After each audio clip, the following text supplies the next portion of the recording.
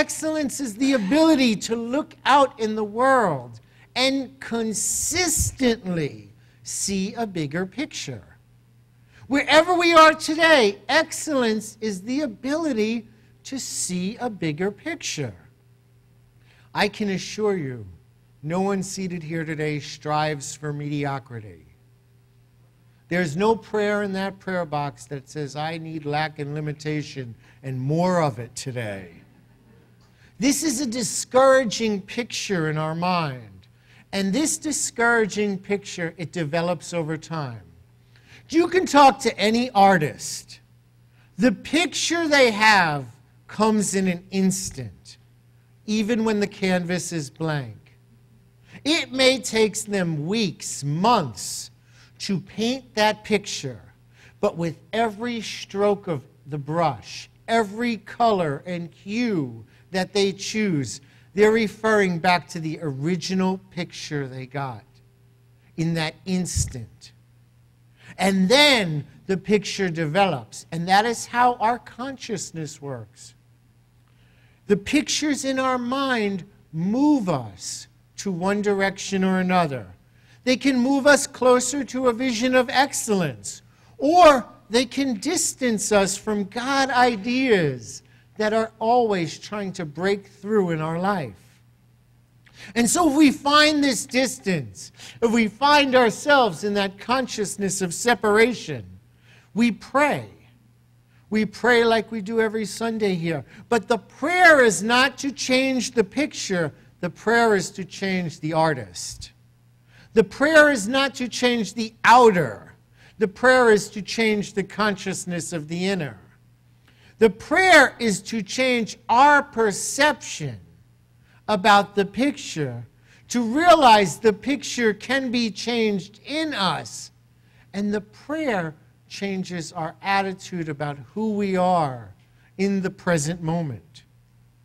See, at any moment, we can visualize limitations being put aside. We can embrace the highest idea in the mind of God, even if we don't know what it is. We can declare in a situation that my prayer is to move me closer to a breakthrough and not entrench me in the tragedy, even though we can't see the breakthrough. Or we can choose to complain. We can choose to blame. We can always choose negativity because we're given the power and the dominion of our mind. And when we do, when we complain, when we blame, when we project, which is pointing our finger at someone else, and if you were here Friday night for the movie, you learned that when you point your finger at someone else, well, 3 of them are pointed back at you. In other words, most of the time, the negative qualities we see in other people are what we don't want to see in ourselves. Jesus said that. Why are you complaining about the speck in my eye when you have a log in your own eye? That's a psychological understanding of projection. We need to look at ourselves when we pray. We need to deal with our own negative thoughts, our own fears when we pray, because it is a choice what we choose to think about. When we are resting, if you will, in negativity, what we're doing is tearing down the dreams that God has put in our heart. And so today, my message as the spiritual leader of this church is to keep us accountable. To keep us accountable and remind us that ultimately a consciousness of God is always the prayer. It could show up as a house. It could show up as a job. It could show up as emotional freedom. It could show up as forgiveness. It could show up as a healing, and we may not even like the way the healing shows up.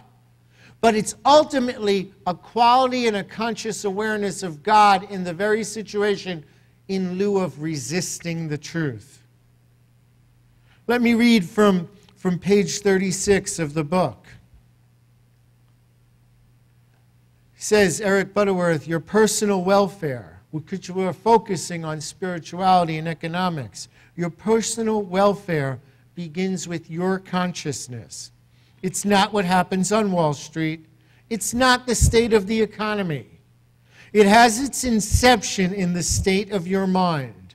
You can be prosperous when business is poor, and you can experience financial difficulties when business is booming.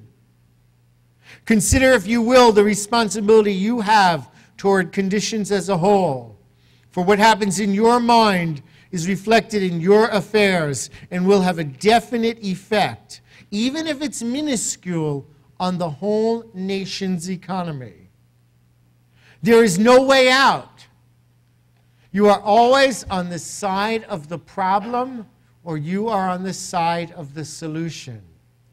And we know this because Joshua, some 2,500 years ago, said, "Choose this day whom you will serve." We have the choice. You can go home and watch the news religiously every night. Read every negative article in the paper. You can download it to your cell phones, all the poverty and lack and limitation, so it's literally strapped to your waist. Choose ye now this day who you will serve. Every time we hold a thought, we wind up vibrating our own life at that level. If our thought is poverty, we can't expect an abundant idea from God. That doesn't mean that God isn't the abundance everywhere and that the ideas that God has for us aren't free-flowing. What it means is we're seeing right through that abundance to the small ideas of lack. Even in times of transition, even in times like we experienced this week that make no sense in our life, the work is to remain focused on God as we understand God.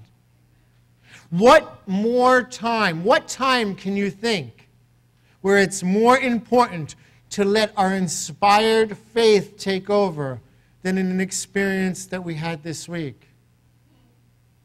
That is the time to let go and let God. That is the time to remember God is love.